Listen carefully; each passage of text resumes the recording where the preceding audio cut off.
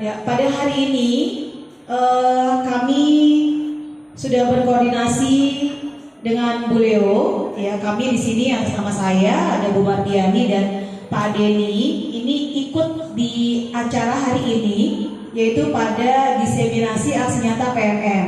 Nah, kami mengajukan untuk masuk di dalam acara ini, agenda ini, yaitu untuk diseminasi penerapan budaya positif di sekolah. Nah, umpamakan sekolah sebagai sebuah ladang tempat persemaian bibit. Agar bibit bisa berkembang secara maksimal, maka petani dapat memperbaiki kondisi tanah, memelihara bibit tanaman, memberi pupuk dan air, membasmi ulat-ulat atau jamur-jamur yang mengganggu hidup bibit tanaman, dan sebagainya. Dan menurut filosofi KHD juga, bahwa sekolah diibaratkan sebagai tanah, tempat bercocok tanam. Sehingga kita semua guru harus mengusahakan sekolah menjadi lingkungan yang menyenangkan, menjaga dan melindungi murid dari hal-hal yang tidak baik. Dengan demikian, karakter murid dapat tumbuh dengan baik sesuai dengan profil pelajar Pancasila. Meningkatkan pemahaman guru, ya, pertemuan kita hari ini untuk meningkatkan pemahaman kita semua tentang budaya positif sekolah, serta menjadikan murid menghargai keyakinan kelas sebagai upaya menumbuhkan disiplin positif pada murid SMP Negeri 55 Jakarta. Kami yakin Bapak Ibu semua sudah membuat keyakinan kelas, baik itu wali kelas maupun keyakinan kelas oleh masing-masing guru mapel. Nah, nanti kita kaji apakah kalimat-kalimat dalam keyakinan kelas itu sudah mengarah ke positif atau masih ada kalimat-kalimat negatifnya. Oke, Bapak ya. Oke. Selanjutnya kebajikan atau nilai-nilai kebaikan gitu ya, yaitu sifat positif manusia yang merupakan tujuan mulia yang ingin dicapai setiap individu. Nilai tersebut bersifat universal dan lintas bahasa, suku, bangsa, agama maupun latar belakang. Apa sih contoh-contoh nilai kebajikan universal itu? Contoh, keadilan, tanggung jawab, kejujuran, bersyukur, lurus hati, berprinsip, integritas, kasih sayang, rajin, komitmen, percaya diri, kesabaran, dan lain sebagainya. Saya ingin mencontohkan misalkan gini. Sebelum pembelajaran dimulai, kita wajib berdoa. Berarti ada nilai kebajikan apa itu di sana, Ibu Bapak? Ada nilai kebajikan religius, gitu ya, dan juga bersyukur atas anugerah yang telah diberikan oleh Tuhan.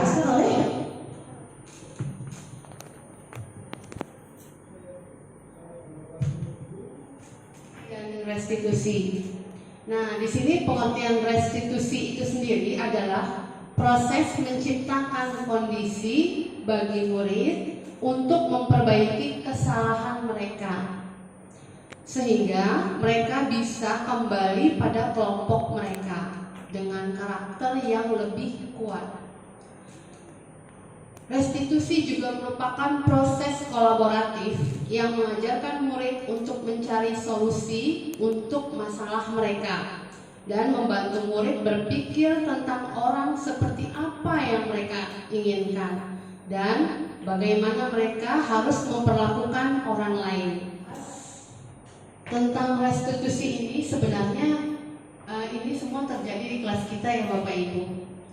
Jadi untuk hukuman kemudian konsekuensi ini berbeda dengan restitusi. Nah, di restitusi ini di sini jika ada masalah kita harus ada pencarian untuk identitas diri. Jadi di sini kita dituntut untuk menggali dulu masalahnya nih seperti apa. Misalnya contoh siswa ini sering telat. Nah, kita panggil siswa tersebut, kemudian kita ajak bicara dulu. Misalnya di sini Tono ya, Tono kenapa kamu telat? Jadi bukan langsung dipanggil, kamu telat lagi ya.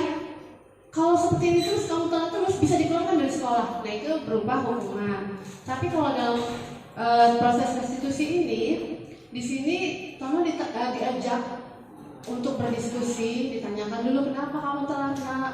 Oh iya Bu, tadi saya telat karena saya membantu orang tua dulu di rumah. Setelah itu baru saya berangkat. Dan kebetulan sepeda saya di sekolah ini itu kan dimulai dari keyakinan kelas yang sudah Bapak Ibu buat. Nah di keyakinan kelas ini biasa kan Bapak Ibu membuat di sini semuanya dengan kalimat positif. Jadi tidak ada kalimat awalan tidak boleh tidak menggunakan atribut sekolah, tidak seperti itu kan ya Bapak Ibu ya. Pastikan untuk keyakinan kelas ini kita buat dulu kesepakatan. Oke nah, sekarang kita buat kesepakatan kelas dulu ya, supaya kita sama-sama yakin nanti ke depannya kelas ini bisa lebih tertib dan lebih disiplin. Mungkin seperti itu yang sudah Bapak Ibu lakukan. Jadi contoh nih misalnya tentang kebersihan.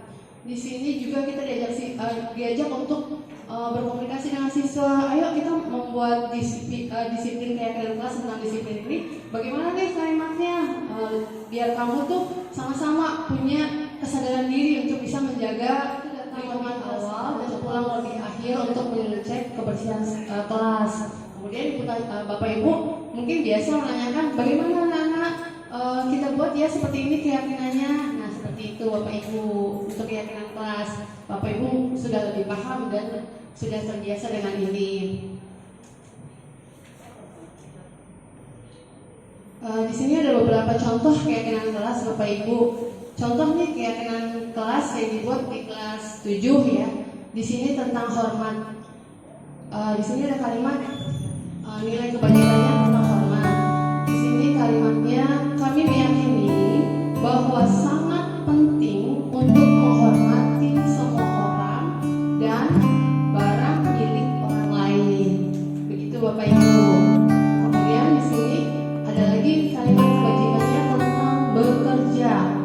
Di sini kalimat yang dibuat kami meyakini memang susah diatur ya, dan banyak kasus yang sudah terjadi. Dan contohnya di sini misalnya contoh atas nama Alfia. Di sini Alfia sering sekali dipanggil ke BK ya. Kemudian ada satu kejadian yang memang saya hanya dia yang tahu tentang masalah dia dan tidak sebarkan ke teman-teman yang lain. Nah, berarti di sini kan dia merasa diterima dan merasa dan dimiliki, berarti merasa dimiliki juga oleh seluruh warga sekolah dan merasa saya percaya dan peduli sama dia. Berarti dari sini saya buat kesepakatan sama dia. Nah, ada rahasia yang kamu pegang dan ada kesempatan segala pekerjaan atau mengikuti kegiatan yang telah ditugaskan. Berarti semuanya bekerja dengan baik dan mereka sadar untuk bisa bekerja sama di sini Bapak Ibu. Kemudian lanjut pada nilai kebajikan diterima dan dimiliki. Di sini kalimatnya contoh kami meyakini bahwa sangat penting untuk merasa diterima pada suatu kelompok dan saling peduli satu dengan yang lain. Nah dengan kalimat ini berarti senakal apapun anak itu, seperti apapun dia tidak diterimanya, berarti seluruh warga kelas semuanya dihimbau untuk bisa saling menghormati dan menerima kelebihan dan kekurangan orang lain. Dan diharapkan semua siswanya jadi saling berkontribusi. Mungkin di kelas 8C contoh saya di sini ada hukuman, konsekuensi dan restitusi. Untuk hukuman berbeda dengan konsekuensi. Tentunya hukuman ini diawali dengan sesuatu pelanggaran, kemudian diberikan sanksi. Contoh, ada siswa yang datang terlambat, kemudian seorang guru menegur siswa tersebut sambil mengatakan, nak, kenapa kamu terlambat? Besok kalau terlambat seperti ini lagi, kamu pulang ya, gak usah masuk. Atau kamu keliling kelas, atau kamu bersih-bersih lapangan. Nah, semua itu dalam bentuk hukuman.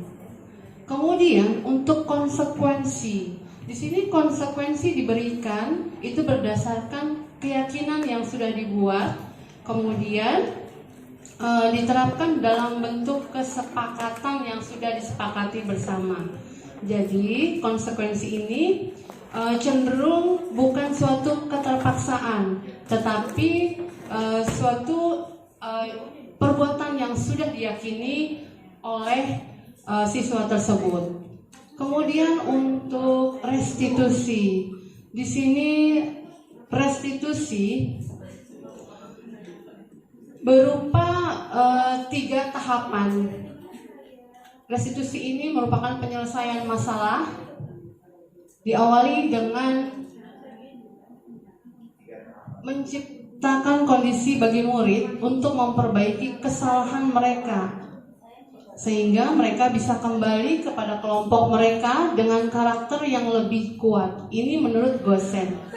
Restitusi juga merupakan proses kolaboratif yang mengajarkan murid untuk mencari solusi untuk masalah mereka dan membantu murid berpikir tentang orang seperti apa yang mereka inginkan dan bagaimana mereka harus memperlakukan orang lain.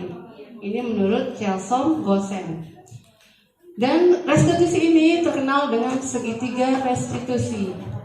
Jadi kalau untuk ini tambahan untuk konsekuensi lebih ke internal atau motivasi eksternal.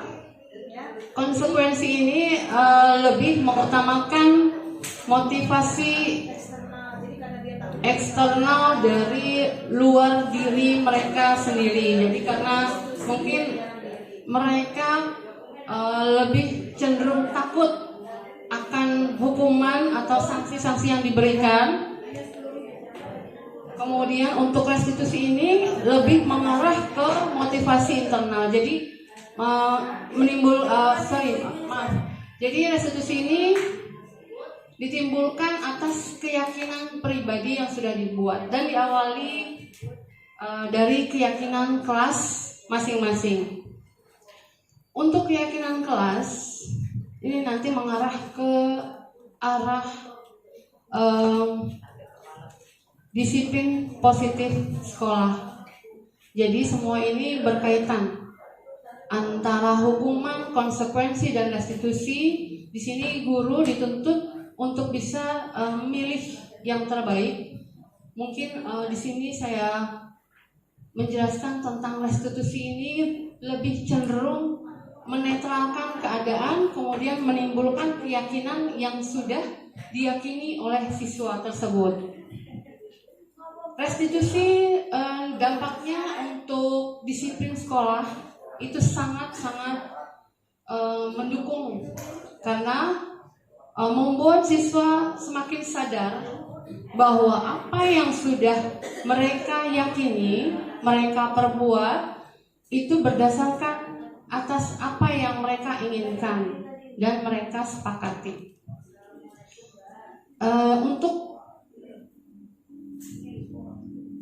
restitusi ini murid atau anak belajar memecahkan masalahnya sendiri, yaitu dengan mereka meyakini apa yang menjadi keyakinan yang ada di diri mereka, yaitu tentang kebajikan-kebajikan yang ada di kehidupan ini. Contoh kejujuran, nilai kejujuran, kemudian nilai bekerja sama, kemudian nilai saling menghargai. Itu merupakan nilai-nilai kebajikan yang sudah diyakini oleh setiap individu atau setiap murid. Kemudian di sini dalam restitusi anak juga paham bahwa dirinya sendiri yang pegang kendali kontrol.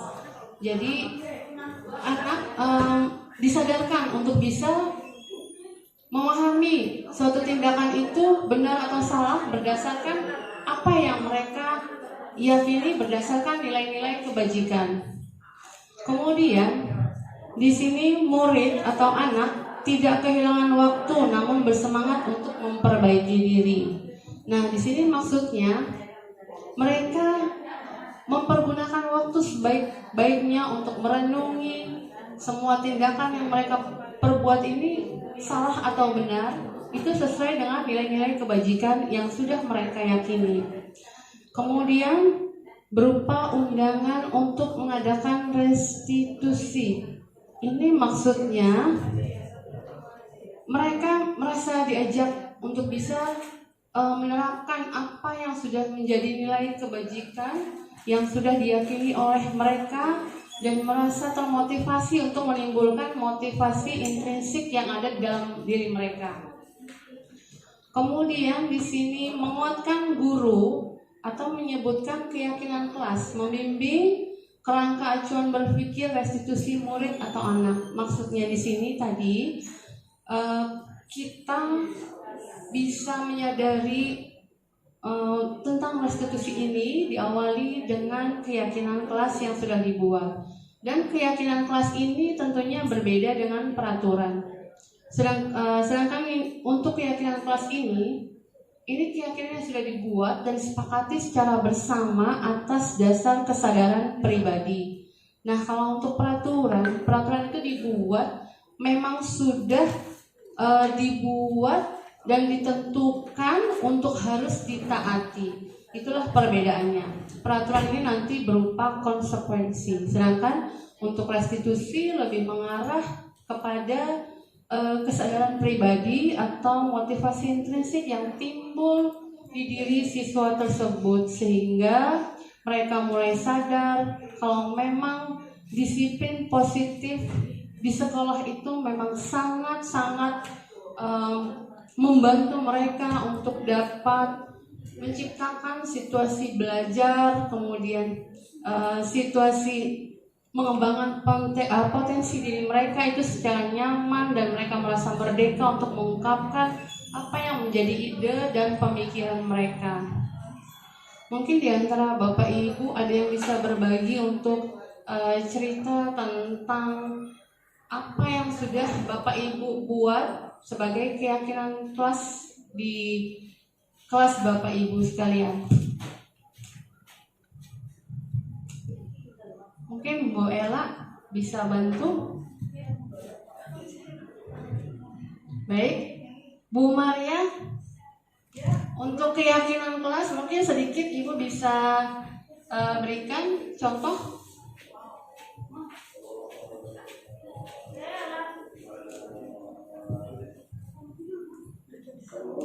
Silakan Bu Maria.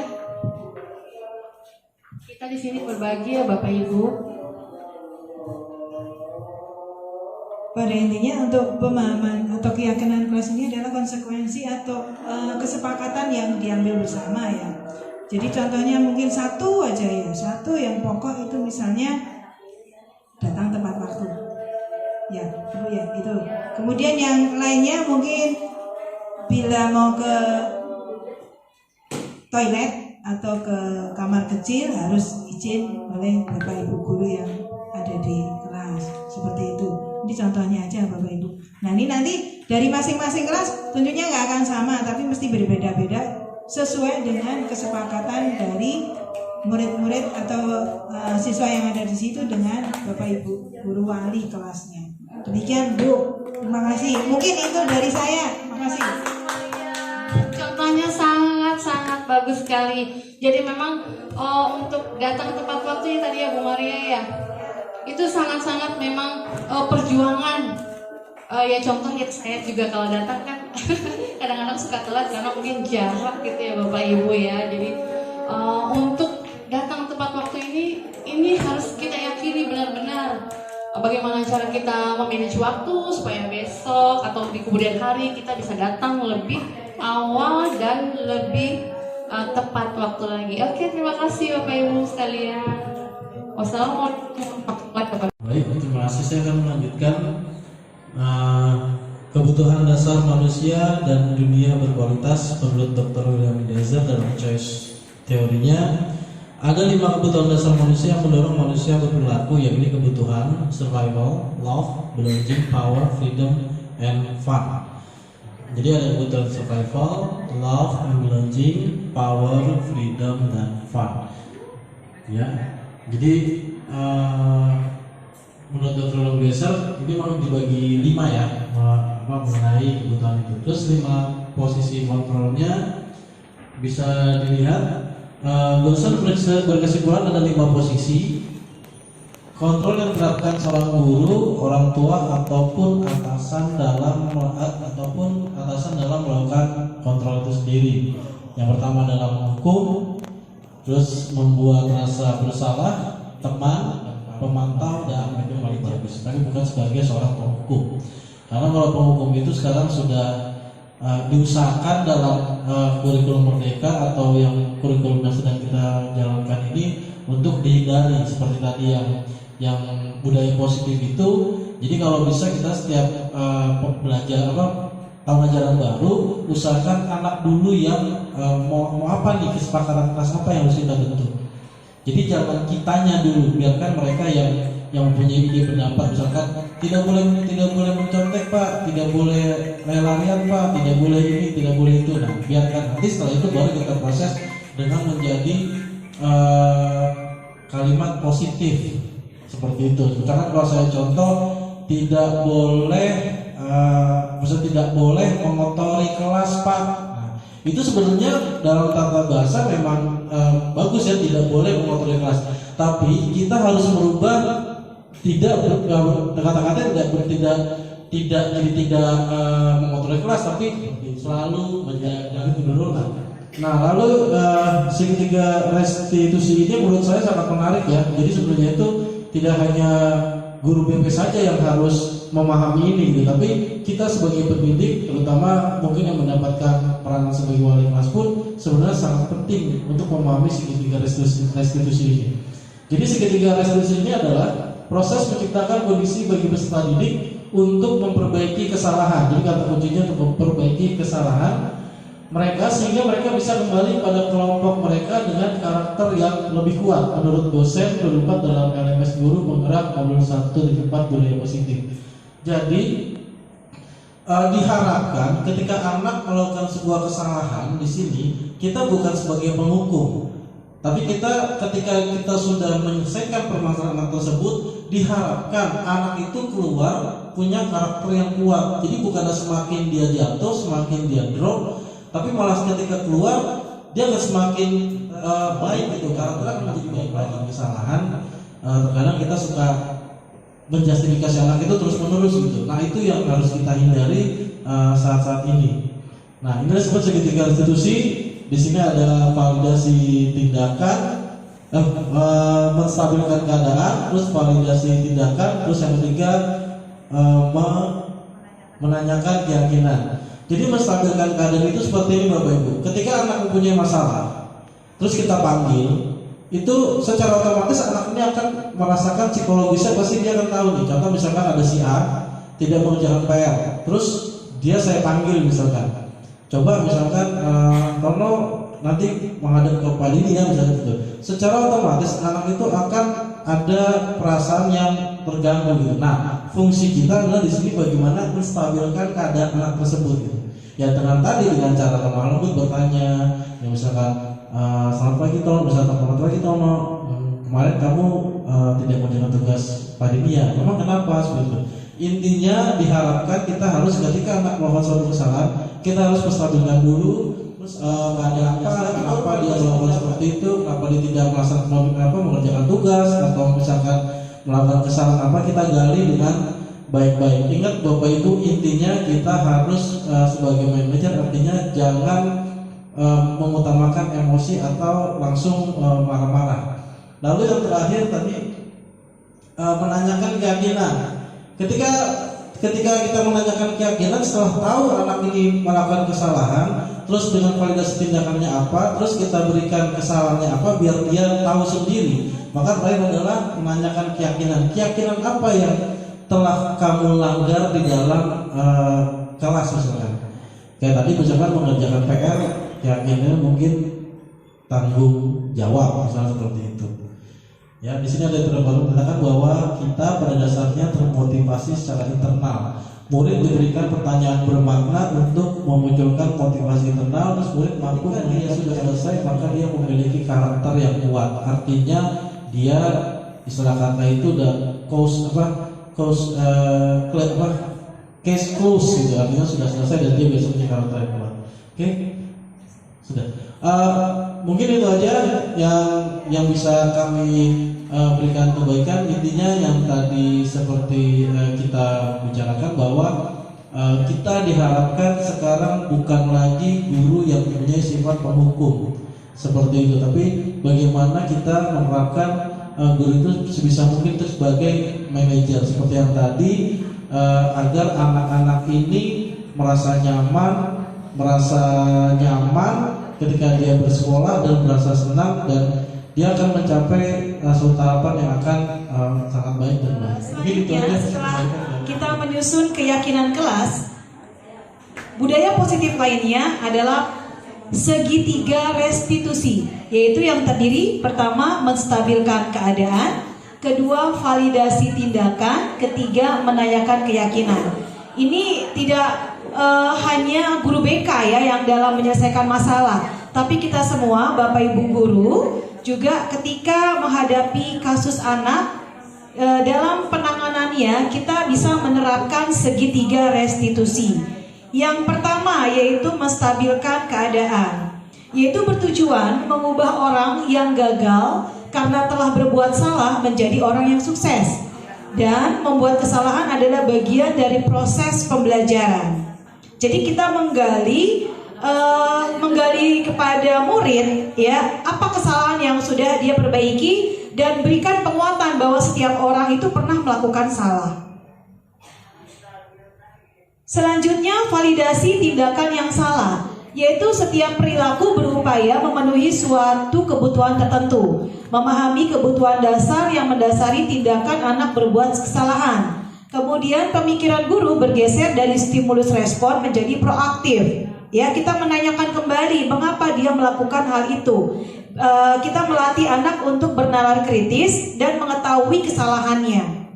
Jadi bukan kita dulu guru yang mengejudge, tapi biar dia yang mengeluarkan ya apa kesalahannya, mengapa dia melakukan tindakan tersebut dan sebagainya. Kemudian terakhir yaitu menstabilkan identitas, yaitu bertujuan untuk mengubah orang yang gagal karena telah berbuat kesalahan. Ini kembali ke satu. Yang ketiga adalah menanyakan keyakinan, yaitu menyatakan bahwa kita pada dasarnya termotivasi secara internal, dan murid diberikan pertanyaan bermakna untuk memunculkan motivasi internal, dan murid mampu mengaitkan keyakinannya dengan tindakan yang salah. Jadi ya, biarkan murid mengetahui apa konsekuensinya, gitu ya. Apa tindakan yang harus dia lakukan setelah melakukan kesalahan. Jadi kita biarkan dulu murid untuk bernalar kritis, ya, untuk mencari solusi. Jadi bukan kita yang menyimpulkan, biarkan mereka yang menyimpulkan. Itulah yang disebut dengan motivasi internal. Itulah yang disebut dengan disiplin positif, di mana disiplin itu bersifat secara internal, bukan eksternal. Bukan atas dasar karena aturan sekolah, bukan atas dasar takut oleh orang tua atau guru dan sebagainya. Dan Ibu Bapak, ini adalah contoh penanganan kasus dengan menerapkan segitiga restitusi. Ya, walaupun sebenarnya kita semua pasti sudah menerapkan hal ini, hanya mungkin belum terfokus secara intensif. Nah, ini adalah contoh penerapan ilustrasi cerita tentang suatu kasus siswa, dan diselesaikan permasalahan tersebut dengan segitiga restitusi. Selamat menyaksikan. Alasan ketidakhadirannya di sekolah. Ternyata alasan Borussia Resya adalah untuk protes Resya pada orang tuanya karena Resya belum diberikan handphone yang sangat diimpikannya. Wali kelas dan guru BK akan memanggil kembali Resya dan mengundang orang tuanya untuk hadir ke sekolah pada hari Senin. Sebelum orang tuanya datang, guru selaku wakil bidang kesiswaan memanggil Resya ke ruangannya. Pagi Resya. Pagi Guru. Ayo silakan masuk Resya. Ya, ilustrasinya adalah ini Kesha yang tidak pernah masuk sekolah selama 5 hari. Padahal anak ini anak yang tidak bermasalah. Ternyata dia punya masalahnya sendiri. Ya, bukti protes dia kepada orang tua sehingga dia tidak hadir ke sekolah.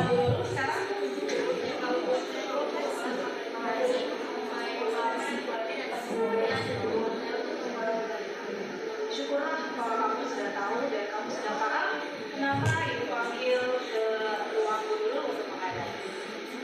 Nesya, masih ingat keyakinan kelas Ini adalah bagian validasi tindakan yang salah. sesuai dengan keyakinan kelas kita. Coba kamu sebutkan keyakinan kelas yang bagian mana? Guru menanyakan keyakinan kelas yang telah dia langgar. Kamu tahu itu. Lalu apakah kamu punya solusi untuk mengatasi masalah ini?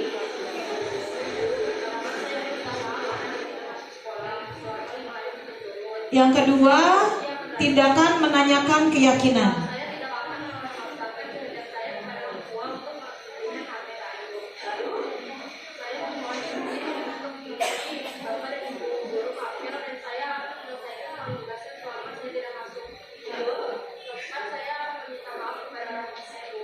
Baiklah. Apa yang sudah kamu sampaikan tadi apakah akan kamu lakukan? Oke, guru sangat mengapresiasi tanggung jawabmu. Ya, di akhir guru mengapresiasi apa yang telah disampaikan oleh murid tentang kesalahan dan tentang solusinya.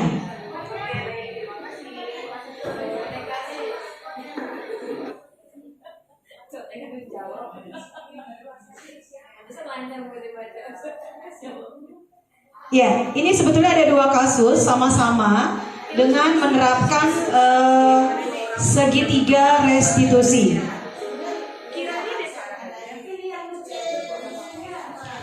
Demikian penerapan tentang segitiga restitusi dalam menangani kasus dan permasalahan dari para murid. Selanjutnya kita akan membahas mengenai kebutuhan dasar manusia dan dunia berkualitas menurut Dr. William Glasser dalam teori choice teorinya, yaitu ada 5 kebutuhan dasar manusia yang mendorong manusia berperilaku, yakni kebutuhan survival, love and belonging, power, freedom, dan fun. Oke, Bapak Ibu, mari kita perhatikan mengenai yang pertama adalah kebutuhan survival atau bertahan hidup, yakni merupakan kebutuhan yang bersifat fisiologis, yang artinya itu misalnya dalam bentuk baik kesehatan, makanan maupun rumah. Kata kalau kata kita sandang, pangan, dan papan sebagai acuannya. Kalau contoh dalam kasus yang terjadi di sekolahan itu ya pada dasarnya ialah pada sekolah, misalnya kita ambil contoh di sekolah dasar, yang ini ketika anak selalu meminta bekal makanan ke temannya. Jadi bagaimanapun kebutuhan dasar survival ini sangat-sangat yang utama, karena itu tadi ketika anak selalu minta bekal makanan ke temannya, diketahui ternyata anak tersebut melakukannya karena lapar. Jadi secara fisiologis biasanya kalau anak meminta makanan itu biasa lapar. Ini biasanya tidak hanya di SD, SMP, bahkan di SMA itu pun biasa seperti itu. Atau bisa juga terjadi karena orang tuanya tidak memberikan bekal makanan untuknya. Jadi memang diharapkan itu kalau bisa memang anak-anak itu kita berikan bekal agar bukan masalah tidak boleh meminta makanan ya, agar bisa memenuhi kebutuhan dasarnya. Lalu yang kedua, ini mengenai love and belonging, ya ini artinya kasih sayang dan rasa diterima. Artinya ya bagaimanapun kasih sayang itu adalah yang utama, apalagi bisa kita diterima dalam memberikan take and give, memberikan kasih sayang. Jadi kebutuhan akan kasih sayang dan rasa diterima, love and belonging, termasuk ke dalam kebutuhan psikologis. Psikologis artinya pada umumnya anak yang memiliki kebutuhan dasar kasih sayang dan rasa diterima yang tinggi, ingin disukai dan diterima oleh lingkungan dengan baik. Ya bisa dibilang kalau anak baik biasanya mudah diterima. Di mana-mana itu kalau kita menemui anak yang baik pasti diterima di temannya, terima lingkungan sekitar itu akan lebih mudah daripada anak-anak yang mungkin tidak berperilaku yang baik. Dan mereka juga akrab dengan biasanya juga akrab dengan kedua orang tuanya. Biasanya mereka akan semangat untuk belajar karena suka pada gurunya, Nah ini sebagai contoh ya, saya amati kalau jika ada murid yang suka dengan gurunya, maka biasanya dia akan suka dengan mata pelajarannya. Itu adalah kunci utama. Jadi biasanya kita harus bisa mengambil hati dari murid-murid kita, sehingga kita dengan mudah dapat menyampaikan segala materi yang Anda berikan. Terus teman sebaya sangat penting bagi mereka. Mereka juga biasanya suka bekerja dalam kelompok. Jadi karena biasanya suka mudah diterima, biasanya ya anak-anak ini mudah bekerja dengan kelompoknya. Contoh kasus yang terjadi di sekolah dasar, misalnya kita ambil dari sekolah dasar aja ya Bapak Ibu. Misalnya ketika seorang anak yang membuat masalah untuk mendapatkan perhatian dari teman, boleh teman, guru maupun orang tuanya, maka kebutuhan dasar yang sedang dipenuhi oleh anak tersebut ialah kebutuhan akan kasih sayang atau rasa diterima. Jadi terkadang kalau ada anak nakal atau bandel dalam tanda kutip, biasanya mereka ingin diterima atau ingin mencari perhatian gitu, tapi bukan sebenarnya mereka nakal gitu. Terkadang seperti itu juga. Lalu yang ketiga, kebebasan atau freedom. Jadi dalam kebebasan ini, anak-anak dengan kebutuhan kebebasan atau freedom yang tinggi menginginkan pilihan mereka perlu banyak bergerak, menyukai hal-hal yang baru dan menarik, dan suka mencoba-coba. Jadi intinya kalau anak yang misalkan punya kebebasan, dia selalu rasa ingin tahunya itu sangat tinggi. Jadi dia harus move on, bisa bergerak kemana-mana, terus menyukai hal-hal yang baru dan menarik bagi mereka. Jadi anak-anak akan merasa mampu mengekspresikan diri secara mandiri, tidak tergantung pada orang lain, dan tidak mudah terpengaruh oleh orang lain. Makanya freedom ini menitik beratkan itu tadi. Jadi dia bebas untuk berefleksi dan melakukan sesuatu. Misalkan contoh kasusnya, ada anak yang selalu diberikan bekal makanan dengan menu yang sama setiap hari oleh ibunya. Di sekolah dia membuat masalah dengan mengambil paksa bekal milik teman-temannya. Jadi kalau misalkan dengan yang sama seperti itu terus kan, mungkin dia akan punya rasa ingin mengambil ini sendiri. Hal tersebut dia lakukan karena ingin mencoba makanan temannya yang beraneka ragam.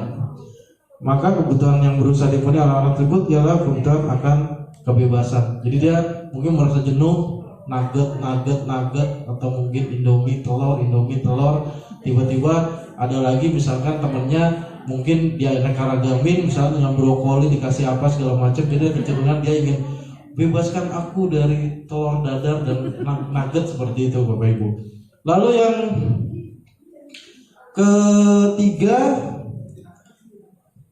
keempat itu kesenangan atau fun. Kebutuhan akan kesenangan atau fun adalah kebutuhan untuk mencari kesenangan bermain dan tertawa. Ini biasanya kalau ada anak yang tidak senang tertawa atau bergembira atau mungkin tertawa ngakak, itu patut dicurigai, karena bisa-bisa banyak terjadi kasus di saat ini anak cenderung berdiam diri. Itu perlu kita waspadai ya. Jadi kebutuhan ini muncul sejak dini, kemudian terus berkembang hingga dewasa. Biasanya anak-anak suka bermain. Saat mereka bermain, mereka secara tidak langsung mempelajari keterampilan hidup yang penting. Anak-anak dengan kebutuhan dasar kesenangan yang tinggi biasanya ingin menikmati apa yang mereka lakukan. Jadi kalau orang yang anak-anak atau siswa yang punya kesenangan tinggi, dia senang banget itu melakukan sesuatu dan menikmati apa yang mereka lakukan. Makanya kalau di kita ya, alhamdulillah kita ada yang namanya Rabu pentas seni ya pentas seni. Jadi kita bisa melakukan kesenangan, mengeksplor diri melalui hal tersebut. Mereka juga bisa berkonsentrasi tinggi saat mengerjakan hal-hal yang disenangi. Bagaimanapun jika siswa menyenangi sesuatu, mereka akan berkonsentrasi tinggi agar maju. Artinya bukan maju, maksudnya sampai dengan memberikan hasil yang terbaik. Dan mereka suka permainan, mengoleksi barang, suka bergurau, suka melucu, dan juga menggemaskan. Jadi contoh kasus di sini adalah ketika ada anak yang senang mengganggu temannya. Anak tersebut merasa jika ekspresi temannya saat kesal terlihat lucu. Nah, ini kadang-kadang ada anak yang senang digoda, itu biasanya dia akan mengambil ekspresi yang lucu, maka biasanya akan digoda terus gitu. Seperti itu. Lalu yang terakhir adalah penguasaan, power. Nah, penguasaan atau power merupakan kebutuhan pengakuan atas kemampuan yang berhubungan dengan kekuatan untuk mencapai sesuatu. menjadi suatu terus menjadi kompeten, menjadi terampil, diakui atas prestasi dan keterampilan yang dimiliki, terus dapat membuat pencapaian dapat meninggalkan pengaruh dan memiliki rasa harga diri. Jadi power itu lebih identik kalau zaman kita dulu kayak semacam ini, kalau di kelas kita bisa akan tahu siapa anak yang akan punya power, artinya pengaruh di kelas tersebut. Anak-anak yang memiliki kebutuhan dasar akan penguasaan yang tinggi biasanya selalu menjadi pemimpin. Ya, artinya dalam kelas itu pasti kita akan melihat ada anak-anak yang mempunyai rasa ingin yang pengaruh tinggi ya. Biasanya lebih cenderung kalau nggak anak yang pintar, kalau nggak anak yang tinggi besar, atau itu biasanya seperti itu. Dan mereka juga suka mengamati sebelum mencoba hal yang baru. Seperti itu. Ya, jadi Bapak Ibu, ini adalah kebutuhan dasar manusia dan dunia yang berkualitas menurut Dr. William Glasser dalam Choice of Theory. Jadi pada dasarnya kebutuhan survival, love and belonging, power, freedom, dan fun itu sangat-sangat berpengaruh kepada siswa-siswi kita. Oke, jadi intinya ini tadi ya Bapak Ibu, nanti akan dilanjutkan lagi oleh teman saya. Terima kasih.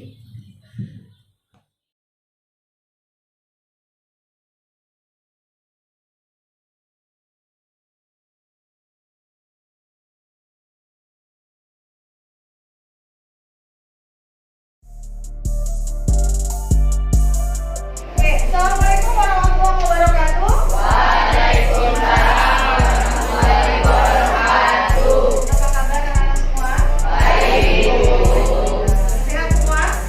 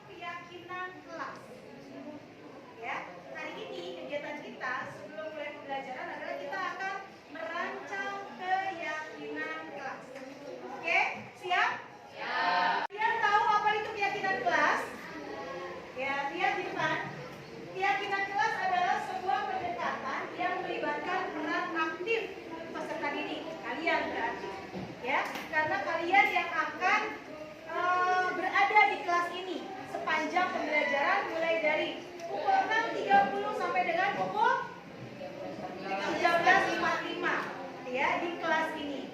Kemudian keyakinan kelas itu berisi beberapa aturan yang nantinya kalian sepakati bersama, bukan satu pihak, bukan kalian saja, bukan ketua kelas saja, bukan wakil ketua kelas saja, atau bukan hanya guru atau wali kelas saja, tapi kesepakatan bersama. Siapa sih warga kelas itu?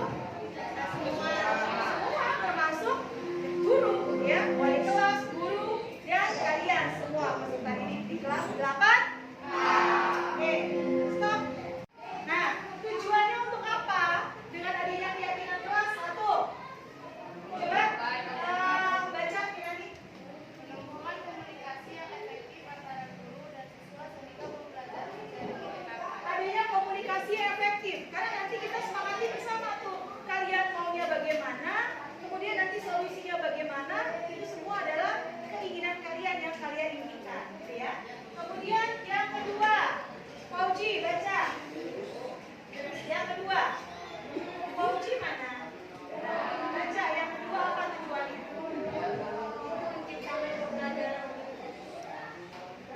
Menciptakan. Nah, menciptakan pembelajaran yang berpusat pada kalian, ya. Nah, Fauji, tolong cek matanya. Kamu matanya gak kelihatan, ya, tapi duduknya di belakang. Nah, ini juga nanti akan masuk dalam kesepakatan kelas kita, ya. Kemudian yang ketiga, Zabir. Menumbuhkan dan menguatkan karakter positif seperti rasa tanggung jawab dan disiplin. Nah, yang pertama motivasi internal, sehingga yang namanya keyakinan kelas itu bukan paksaan, tapi timbul dari dalam diri masing-masing. Oleh sebab itu nanti kita akan menyepakati secara bersama-sama apa kelas yang kalian impikan. Ya. Kemudian bagaimana dalam merancang keyakinan kelas itu? Langkah-langkahnya yang pertama, kalian nanti Guru ngajak untuk mengungkapkan keinginan kelas kalian yang kalian impikan. Kelas kalian ini, kelas 8 ini maunya kelasnya seperti apa? Ya. Kemudian yang kedua, kalian menuliskan, ya. Kalian pikirkan suasana kelas yang seperti apa tadi? Kalau pertama tadi baru memikirkan, yang kedua menuliskan, ya. Kemudian yang ketiga, tulisan masing-masing kalian ditayangkan, nanti kita bahas bersama-sama. Kita sepakati, kita simpulkan. Inilah keyakinan kelas 8A. Kemudian kita semua, guru dan siswa menyepakati daftar keyakinan kelas yang nantinya akan kita tanda tangani bersama-sama. Sehingga selama 1 tahun ke depan, ya, selama kalian berada di kelas 8A, keyakinan kelas itulah yang kita jalankan secara bersama-sama. Oke, siap? Siap? Siapkan perangkatnya. Bunur ajak kalian untuk, ya, menyepakati keyakinan kelas sambil bermain-main di via online, ya. Kita masuk ke kelas poin aplikasi. Ya, yang pertama, pikirkan dan ketikkan suasana kelas yang kalian impikan itu seperti apa, ya. Silakan pikirkan dan ketikkan suasana kelas yang kalian impikan. Sekarang masuk ke kelas poin.aplikasi. Kelas poin.app. Kelas poin.app sudah? Oke. Ada permintaan apa di sana? Kode sudah masuk? Kodenya 99904. Sudah ada 3, 4. Yuk, yang lain. Ya, masuk dulu. Silakan siapkan perangkatnya masuk ke kelas poin.aplikasi. Kemudian masuk ke kode kelas 99904. Ya, kelihatan kan kodenya? Silakan Bu. Ya, silakan ketikkan suasana kelas yang kalian impikan. Kalian mau suasana kelas itu yang seperti apa? Ya, silakan masing-masing berpendapat. Ketikkan di dalam kelas poin.aplikasi tersebut. Sudah ada yang masuk?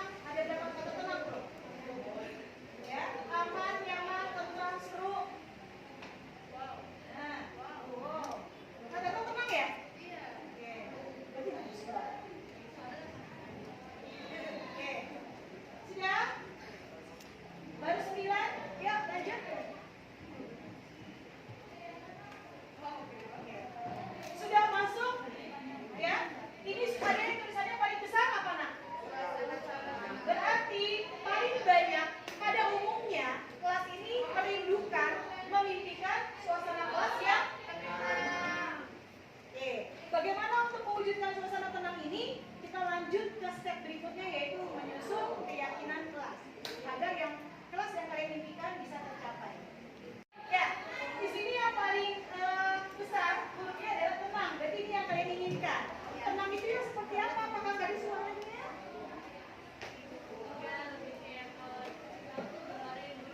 Kalau dikasih tahu tuh dengerin.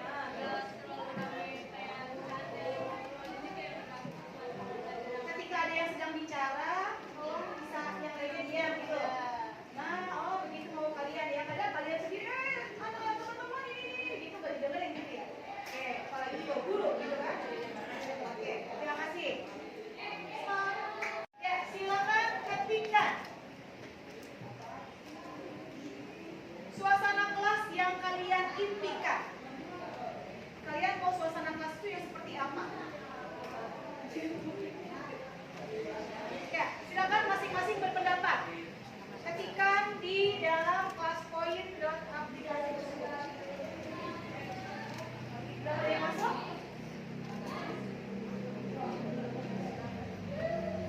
Cek dulu. Ada jawaban yang masuk. Suasana tenang, tidak berisik, tenang, tertib. Ya, oke. Ya, suasana tenang, tenang. Ada berapa kata tenang bro? Ya, aman, nyaman, tentram, seru.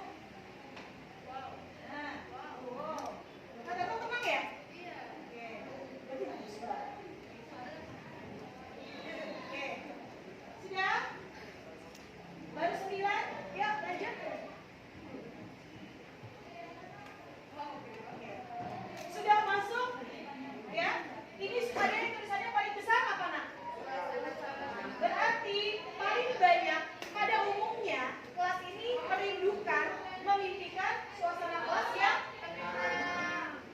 Oke. Bagaimana untuk mewujudkan suasana tenang ini? Kita lanjut ke step berikutnya, yaitu menyusun keyakinan kelas agar yang kelas yang kalian impikan bisa tercapai.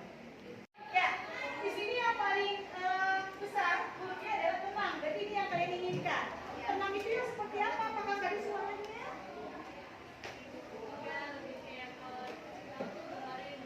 Kalau dikasih tahu tuh dengerin.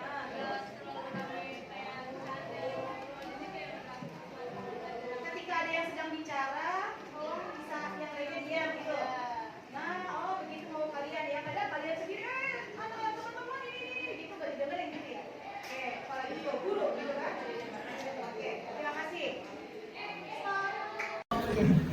Ya, di sini sudah masuk jawaban-jawaban kalian, keinginan-keinginan kalian, keyakinan-keyakinan kelas kalian, dan menurut perhatikan ini rata-rata satu, ya, tidak boleh rasis, ya, dan tidak ada bullying. Setuju? Setuju? Nah, bullying apapun, baik fisik maupun verbal. Perkataan, bu, ngejek orang tua, termasuk bullying nggak? Iya. Body shaming termasuk bullying nggak? Sepakat ya? Tidak ada bullying, sepakat? Sepakat? Kemudian, izin ketika ingin keluar kelas. Setuju? Setuju?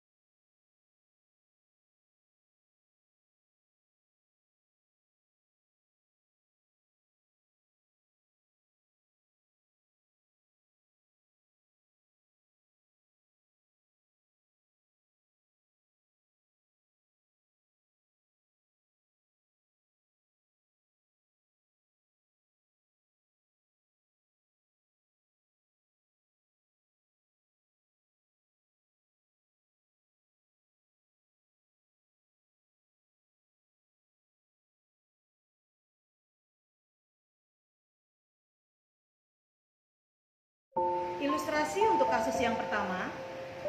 Senin pagi, Bu Nurul menerima laporan dari Bu Andi, guru bimbingan konseling dan Pak Aman, wali kelas 8A, tentang murid yang tidak hadir ke sekolah selama 1 minggu, yaitu yang bernama Resya. Padahal murid ini termasuk murid yang rajin, aktif, dan tidak pernah bermasalah. Pada Jumat pekan lalu, guru BK sudah memanggil Resya untuk menggali informasi alasan ketidakhadirannya ke sekolah.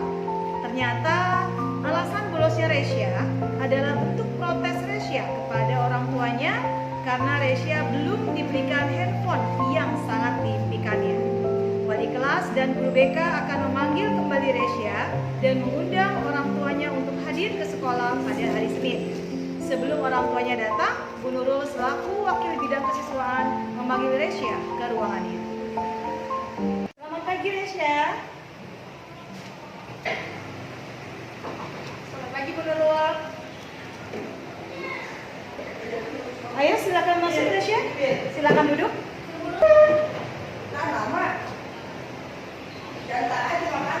Kabar Resya? Sudah sarapan? Oke. Alhamdulillah.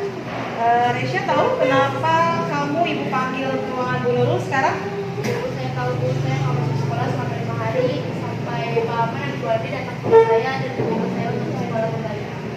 Syukurlah kalau kamu sudah tahu dan kamu sudah paham kenapa ibu panggil ke ruang Bu Nurul untuk menghadap.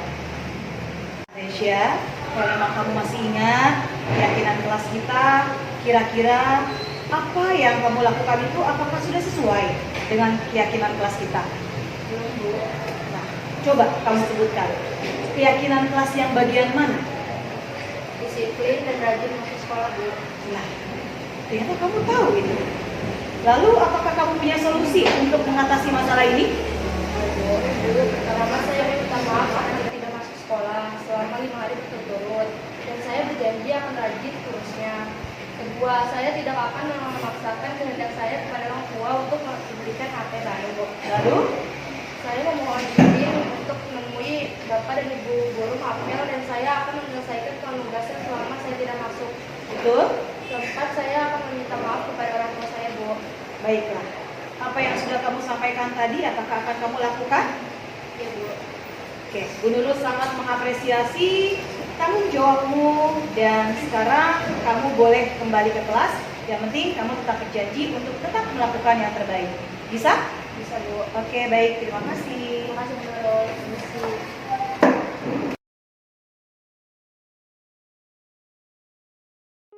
Ilustrasi kasus yang kedua, yaitu 2 orang murid yang bertengkar saat pembelajaran. Kirani dan Adit adalah murid kelas 8A dan mereka berada dalam satu kelompok yang sama.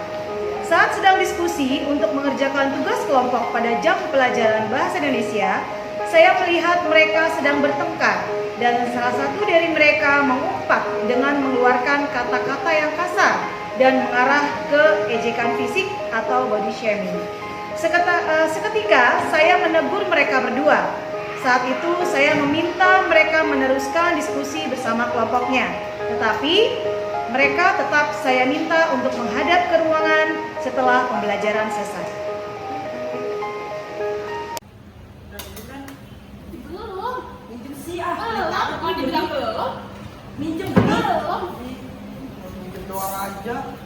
Adit, kalau boleh Bu Nurul tahu, apa yang kamu lakukan tadi terhadap Kirani? Saya ingin meminjam buku catatan Kirani, Bu, tapi tidak dipinjamkan. Lalu saya ejek Kirani dengan kata-kata kasar. Betul begitu Kirani? Betul, Bu. Tapi menurut saya dengan posisi saya betul. Padahal bukan saya tidak mengerjakan, tapi karena saya masih belum selesai menulis. Mengapa kamu lakukan itu, Adit? Saya kesal aja, Bu, karena tidak dipinjam. Adit, apakah kamu tahu dengan mengejek Kirani, apalagi dengan body shaming, dengan kata-kata yang seperti itu sudah termasuk bullying? Ya, saya tahu, Bu. Maaf, saya tidak sengaja menggunakan kata-kata itu. Baiklah, di sini Bu Nurul tidak membela salah satu murid. Ya, Ibu di sini untuk mencari penyelesaian secara bersama-sama. berpikir bersama-sama tentang yang bisa kita lakukan untuk menyelesaikan masalah ini sampai dengan ke depannya. Kamu melakukan itu pasti punya alasan, ya kan, Dit? Nah, apakah kamu bahagia melihat temannya menderita atau sakit hati? Ya, begitu? Oke, sekarang mari kita bicarakan tentang keyakinan kelas kita, ya, dan keyakinan sekolah kita, yang kita benar-benar sudah menyepakati untuk bebas dari bullying, apapun itu namanya. Nah, yang mana sih yang belum kamu tunjukkan dari keyakinan kelas kita? Bersikap baik pada orang lain, lalu menghargai sesama teman, lalu saling menghormati sesama teman. Oke. Nah, kamu sudah mengingat dengan detail keyakinan kelas dan keyakinan sekolah kita. Tapi dengan mengejek dan menyinggung perasaan teman kamu, apakah itu sudah menghargai dan kamu sudah bersikap baik dengan temanmu? Kamu ingin menjadi seorang orang yang seperti apa sih, Adit? Saya ingin menjadi orang yang baik. Jadi orang yang baik, oke. Orang yang bisa menjaga lisan Bisa menjaga lisan, benar. dan tidak mudah mengungkit serta menyinggung perasaan orang lain. Bagus itu, ya, menghargai upaya kamu. Baiklah, sekarang apa yang bisa kamu lakukan untuk menyelesaikan masalah ini, Adit? Saya akan meminta maaf kepada Kirani, Bu, dan berjanji untuk tidak mengulangi lagi kepada Kirani, Bu. Apakah hanya kepada Kirani? Kepada siapapun. Oke, ya, bagus. Bu Nurul salut dan mengapresiasi dengan segala kerendahan hati kamu untuk mengakui kesalahan kamu dan kamu mau meminta maaf. Bagaimana menurut kamu dengan sikap Adit, Kirani? Ya Bu, saya memaafkan Adit. Tidak izin berpisah kepada Adit untuk tidak mengulangi masalah lain yang ada di kami. Dan dengan maafkan saya sudah mengkhianati kamu dengan perkataan saya. Oke, baik. Ya, baiklah Adit dan Kirani, sekarang masalahnya sudah selesai dan saatnya kalian saling bermaaf-maafan. Ya, silakan yuk berdiri. Silakan kalian saling berpatah tangan untuk saling bermaaf. Jangan diulangi lagi ya, Adit ya. Kirani bisa memaafkan Adit ya.